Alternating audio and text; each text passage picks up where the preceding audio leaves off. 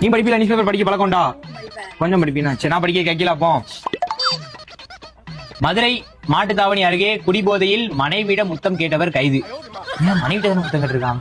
விசாரணையின் போது அவர் அடுத்தவரின் மனைவியிடம் முத்தம் கேட்டுள்ளதாக திடுக்கிடும் தகவல்.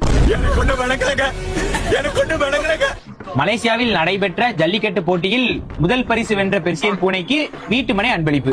என்ன என்ன எழவி அது?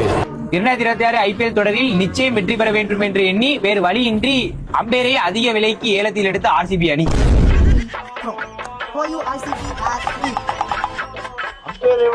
அம்பேரே எடுத்துட்டாங்க, வேற வழி இல்ல. நான் அவங்களும் எல்லா பெரிய பெரிய பிளேயரும் எடுத்து பார்த்துட்டாங்க. இருங்க என்ன ஒரே ஒரு ஹெட்லைன் மட்டும் கேட்டு போயிருங்க. எங்க போறியா? இருங்க, வேலை நடக்கும். இன்னும் ஒரு நிமிஷம், அடுத்தது ஒரே ஒரு நம்பர் கேட்டிருக்கேன். ஆகாயத்தில் சட்டவிரோதமாக காலணியின்றி நடந்து சென்ற இளைஞருக்கு இந்திய அரசியல் அமைப்பு சட்டத்தின் கீழ் நோபல் பரிசு பெற்று கைது செய்யப்பட்டார். ஆகாயத்துல செருப்பு இல்லாம போயிருக்கான். செடிலா புடிச்சிட்டாங்க. புடிச்சு ஒரு ஆகாயம்னா தெரியுதா? ஊர் கிடையாது, மேல வானம். அங்க செருப்பு இல்லாம நடந்து போயிருக்கான். அதுக்கு புடிச்சு நோபல் பரிசு போட்டு போயிட்டாங்க. சர்வதேச தீவிரவாதி வந்தா கூட சர்வசாதாரணமா டீல் பண்ணி அனுப்பிடுவாங்க.